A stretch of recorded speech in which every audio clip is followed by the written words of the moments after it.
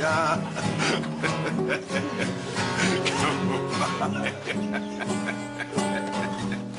I gotta start that. Attention, we're doing a giveaway, and if you want to win an Xbox One, some wrestling merchandise, or even an Amazon gift card, then like this video right now and subscribe. Then click the link at the top of the description and officially enter. The definition of the word corpse means a dead body. Alternatively, it's when an actor laughs at something when they're supposed to stay in character. It can kill a serious moment, but goddamn, sometimes when it happens, it's the funniest thing ever. I'm D Wicket, and these are the 15 funniest corpses of all time.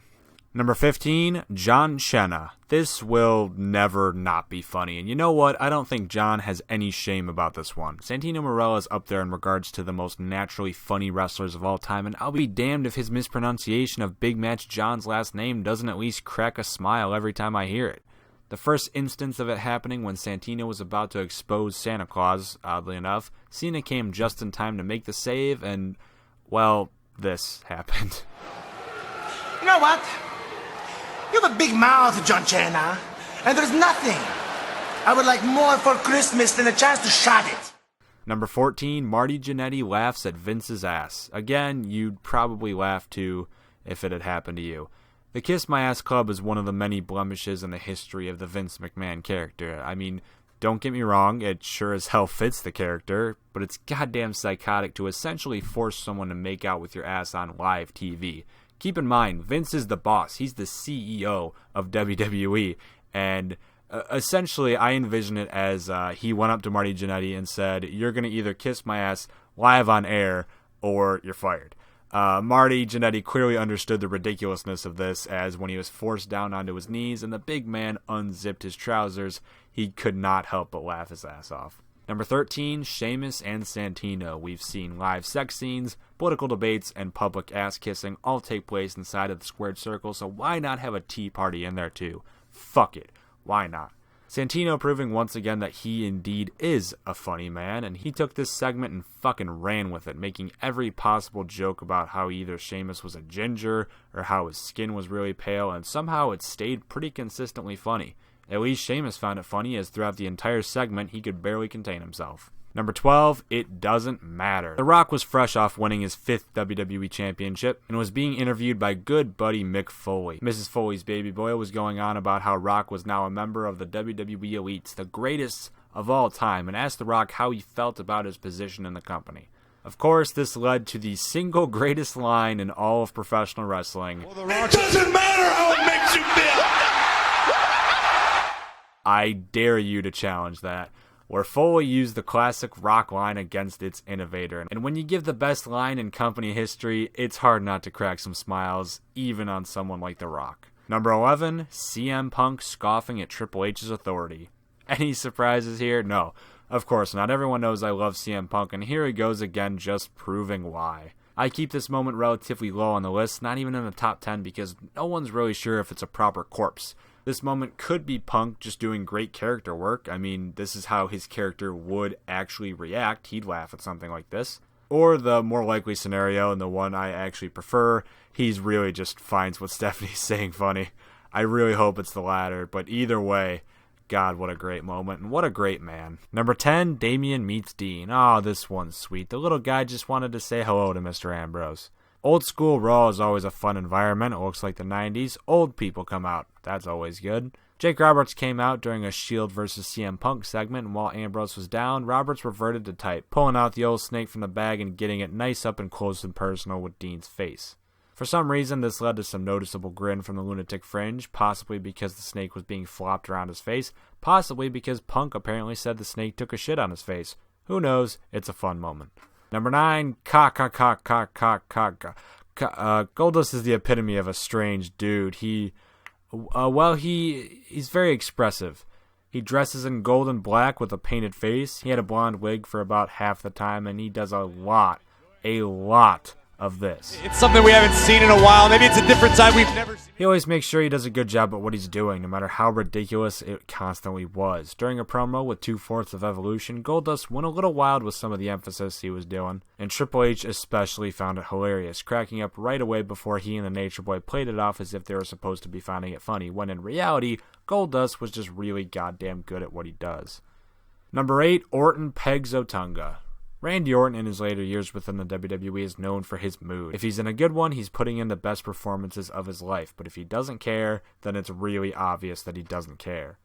In late 2011, he was definitely hitting that stride of not giving a shit. During a match with David Otunga, Orton seemed pretty clearly out of it during the majority of the match, despite it being a Christmas edition of SmackDown. It was a Miracle on 34th Street match, which is really just a street fight with Michael Cole's homemade cookies, among other things, at ringside. Another thing that was at ringside was a present, which whilst David Otunga ran away from his opponent, Orton decided to chuck at the Nexus member's head, landing a perfect headshot, which elicited a real-life chuckle out of the Viper. Number 7, Orton dancing to the New Day. Randy Orton once again finds himself having a little bit too much fun. In the lead-up to WWE Payback, hashtag trademark, etc., Orton's in the ring with Roman Reigns when the New Day's music hit. As they come out, the camera pans back to the ring and we see Randy Orton dancing around. Randy Orton doesn't give a shit. Here's more proof. Number 6, he's a man. Despite what WWE has tried telling you, Shawn Michaels did not train Daniel Bryan, nor was he even a real mentor to Bryan.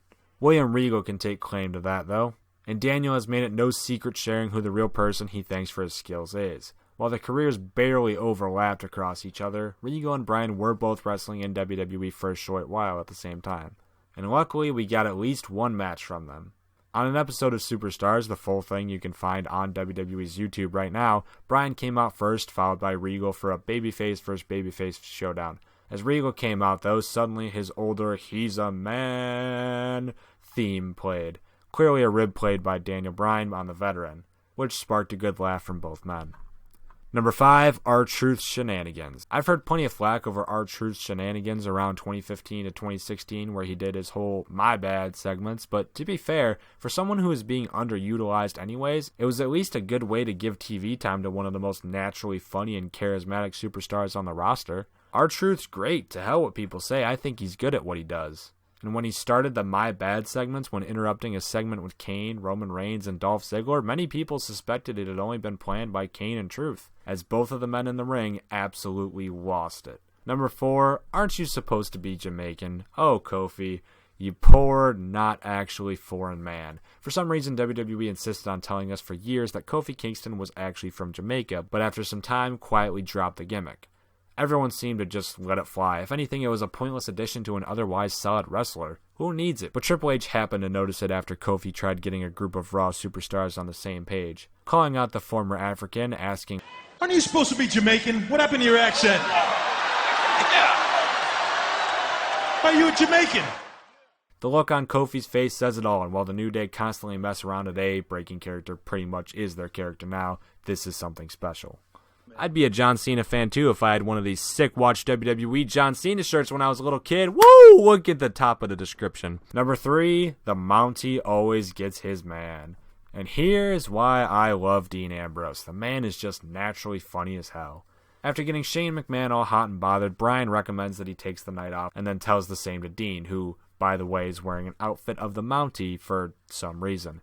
Bryan's just as curious as I am and asks why he's wearing such a costume. Ambrose brushes it off but tells Daniel that he has a message that he needs delivered to AJ Styles before leaning in very close and saying, "The Mountie," and then he pauses as both men come very close to bursting out in laughter.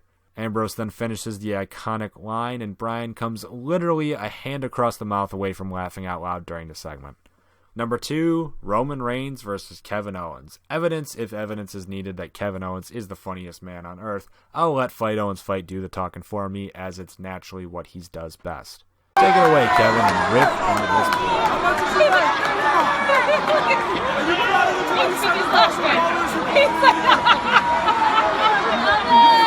And number 1, Paul London and Bryan Danielson. Right, okay.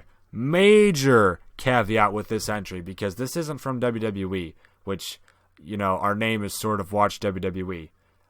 I'm sure you can see the issue here. Usually we'll let things from WCW or even ECW slide because WWE bought out those companies, and on a few occasions we've even mentioned TNA. But we've never even so much as covered Ring of Honor or New Japan Pro Wrestling a single time. Not yet. Which might make me sound crazy for bringing up PWG, Pro Wrestling Guerrilla, but this moment is seriously so over the top and hilarious that I feel like I have to put it on the list, despite it not even being close to WWE. Just watch as Paul London makes the soon-to-be Daniel Bryan just fucking lose his shit. Hello. That was good. It totally would. It's a hybrid dolphin. It comes from... Click like, subscribe, follow me on Twitter at DWickedYT, and check out our merch in the description down below.